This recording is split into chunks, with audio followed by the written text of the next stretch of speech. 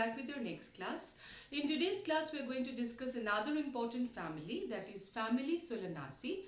The most important member here being potato. Okay, so let's start as usual from the vegetative characters. So first, habit. The plants present in this family are mostly herbs, shrubs or small trees. The roots are usually going to be taproot system. That means the roots are going to arise from the radicle of the seed, where the primary root is going to be persistent or long-leaved, isn't it? Stem.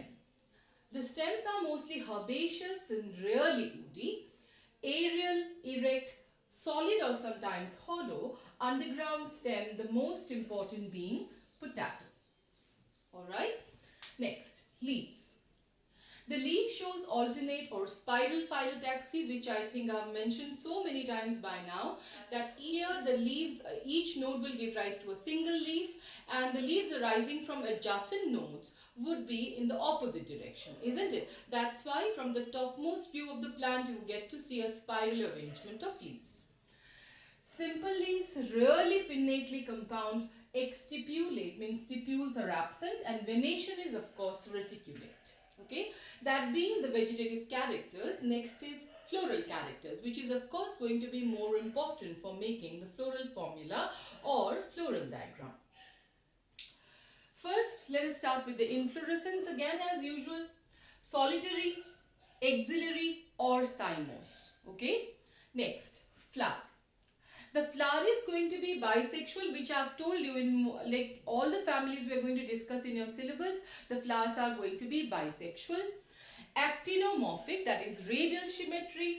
Ebracteate, okay, bracts are going to be absent. Hypogynous means superior ovary, and pentamerous means the floral parts would remain in the number of 5 or multiples of 5. Calyx. Sepals 5, united, valvate estivation and gamosepalous condition.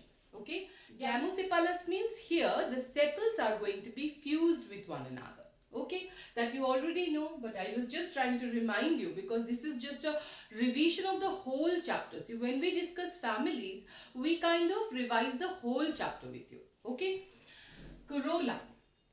Petals are also 5, gamopetalous condition means all the 5 petals will remain fused to one another, valvate estivation. So that means calyx and corolla would show the same type of arrangement, because calyx and corolla or both are going to have 5 units, 5 sepals, 5 petals. Both are going to be gamosepalous and gamopetalous fused units, and also both would show valvate estivation. So in that case the calyx and the corolla would be exactly alike. Okay, next, androecium. Stamens are also 5. After all, it's a pentamerous flower, isn't it? So stamens are also 5. Epipetalous condition. Now if you remember, epipetalous means the stamens remains attached to the petals. So stamens would arise being fused with the petals. That's what is epipetalous condition. Okay, next, and gynoecium. The gynoecium would be bicarpillary, that means bilocular. Again, it would be syncarpous, ovary superior and exile placentation. Okay, exile placentation, do you remember? That means the ovary would possess various chambers, and due to the formation of septa, and the ovules will be in the central axis, because finally the placenta would remain at the central axis, with which remains attached the ovules, right? Fruits. The fruit would be berry or capsule, and seeds would be usually many, because after all berry also is many seeded usually, isn't it? So in that case seeds would be many and endospermous in nature. Fine. So this being the vegetative and floral characters. Using these floral characters now, let us see what would be the floral formula or floral diagram of Solanaceae family. Okay. So let us start with formula. So as you know the sequence already by now, we would start with the mention of bract. In Solanaceae the flowers are ebracteate. So in that case, we'll start with EBR. Then next is actinomorphic, isn't it? The flower being actinomorphic. This is the symbol for it. Next,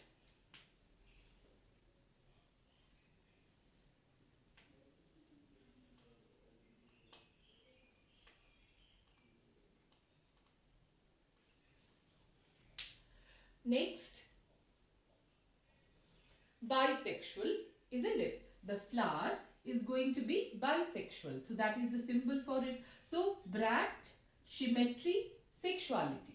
After that we start with, as usual, calyx, corolla, androecium and gynoecium. Okay. Now first calyx. Calyx is going to be having 5 units and all are fused to one another. So in that case 5 under bracket. Okay. Next, corolla also is the same arrangement. So capital C means corolla, 5 under bracket. Okay, gamopetalous condition. Next is stamen or androecium. Androecium, here also the stamens are 5 but epipetalous condition. Stamens being joined with the petals. That's how we show joining, isn't it? So that's what is epipetalous condition. 5 stamens. Next is gynoecium. You know that there is superior ovary, gynoecium having superior ovary and of course being bilocular. So it would be 2 under bracket. Okay. So this being the floral formula of Solanaceae family. Fine. Next, using again the same information, let's see how to make floral diagram. Okay. So for the floral diagram, as you can see, first of all, the flower being pentamerous having 5 units. 1, 2, 3, 4 and 5. 5 sepals, isn't it? Of course, we start with the dot. That is the position of the mother axis. And then there are 5 sepals which are all showing fusion. See, this is the fusion mark. So all the sepals are going to be fused to one another. That being the outermost hole of the flower, inside that remains 5 petals which are also going to be fused to one another in the same valvate estivation. So these are the 5 units, 1, 2, 3, 4, 5, which are also showing fusion, isn't it? So same arrangement for both the holes, calyx and corolla. Internal to that would remain the stamen, which are again fused with the petals. So that's why 5 stamens, 1, 2, 3, 4, 5, and being fused with the petals. So that's how you show fusion with the petals. Alright. The last one is the gynoecium. You know that the gynoecium will have 2 locules. So this being the septa, dividing the ovary into 2 locules. And you know exile placentation, so the ovules will remain attached at the center. So these being the ovules which are bound at the center. Okay. So this is the floral diagram for Solanaceae family. Alright. Understood this? I hope it is very clear to you. The last thing that you need to remember for example oriented questions again, and that are the important members. So important members in Solanaceae family are again in certain categories which are as follows. First, food. There are these vegetables present in Solanaceae, that is potato, tomato, brinjal. Likewise from spices it would be chili. Okay, all of these are the members of Solanaceae. Tobacco. The dried leaves of Nicotiana tabacum, that is the scientific name of tobacco. And again, like in the last class I have told you about, scientific names are to be written like this. 2 words would be present in the scientific name. The first word denotes the genus. The second word denotes the specific epithet. You write the genus with, capital letter. You start it with a capital letter, but see, specific epithets are always starting with a small letter. And if you're writing it like, handwritten, if scientific names are handwritten, they have to be separately underlined as well. This is a very important rule you need to follow whenever you have to write down scientific names. Okay. So Nicotiana tabacum being the scientific name for tobacco, it is a fumigatory plant. Okay. Next, medicine. Medicines are belladonna and ashwagandha. And finally, ornamental plant would be Petunia. Okay, so that being the important members of Solanaceae. With that, we complete the class here itself today. In the next class, we'll start with another family, that is Liliaceae. Thank you.